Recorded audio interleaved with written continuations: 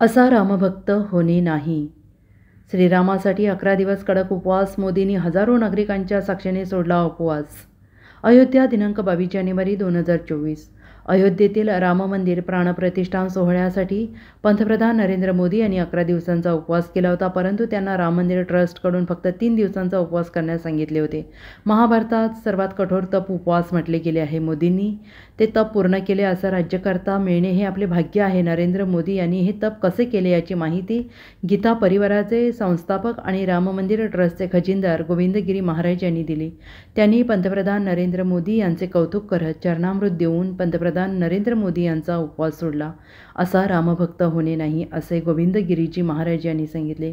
देशभरातील महापुरुषांशी चर्चा करून आम्ही नरेंद्र मोदी यांना प्राणप्रतिष्ठा सोहळ्यापूर्वी 3 दिवसांचे उपवास करण्यास सांगितले होते, परंतु त्यांनी 11 दिवसांचे कठोर उपवास केले. त्यांनी अन्न आणि पाण्याचा त्याग केला. महाभारतानुसार उपवास हे सर्वात मोठे तप आहे. हे तप करणारा नरेंद्र मोदी यांच्यासारखा तपस्वी राष्ट्रीय नेता मिळणे सोपे नाही. आम्ही त्यांना या दिवसात विदेश प्रवास करण्याचे नाही म्हटले, परंतु त्यांनी विदेश प्रवासही टाळला, परंतु देशाचा तीर्थस्थळांचा प्रवास केला. हा प्रवास नाशिकपासून सुरू केला, त्यानंतर रामेश्वरम मंदिरमध्ये गेले.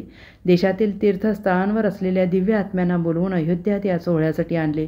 आम्ही मोदी यांना 3 दिवस भूमिशयन करण्यास सांगितले, परंतु त्यांनी 11 दिवस भूमिशयन केले. हमने केवल कहा था 3 दिनों तक आपको भूमि शयन करना चाहिए.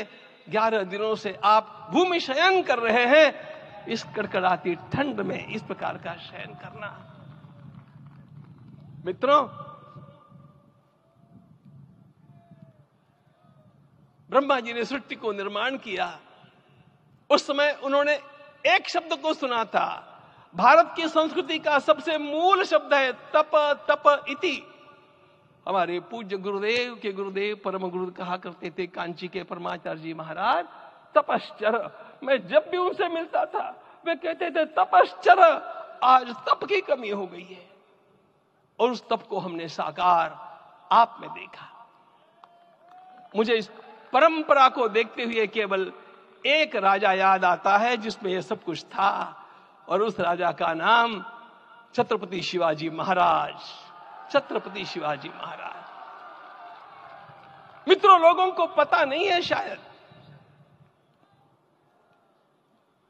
वे स्वयं जब मल्लिकार्जुन के दर्शन के लिए श्रीशैलम के ऊपर गए, 3 दिन का उपवास किया, 3 दिन शिव मंदिर में रहे, और महाराज ने कहा कि मुझे राज्य नहीं करना है, मुझे संन्यास लेना है.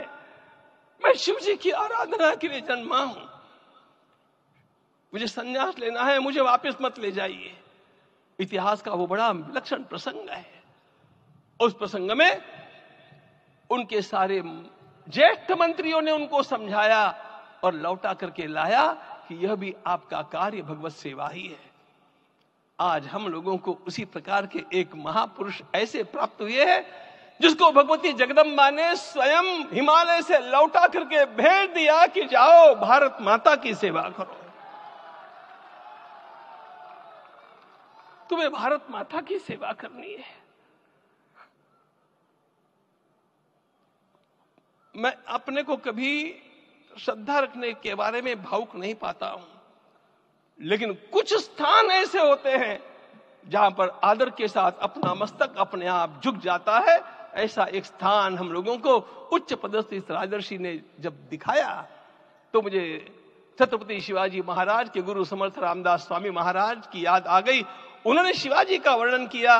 निश्चयाचा महामेरू, निश्चयाचा महामेरू, बहुत जनासी आधारू, अखंड स्थितीचा निर्धारू, श्रीमंत योगी, श्रीमंत योगी, श्रीमंत योगी. हम लोगों को आज एक श्रीमंत योगी प्राप्त हुआ. आज मैं यहां पर केवल इसलिए खड़ा हूं कि इतने तपस्या के पश्चात इन सारे महात्माओं की अनुमति लेकर के और उनके आशीर्वाद लेकर के उनका यह तप पूर्ण करने के लिए, उसकी सांगता के लिए उनको चरणामृत दिया जा रहा है. आप सबकी सहमति हो तो आप सब लोग ओंकार का घोष करके मुझे सहमति दें. अपना उपवास पूर्ण कर रहे हैं माननीय प्रधानमंत्री जी. 11 दिवसीय उपवास को वो पूर्ण कर रहे हैं.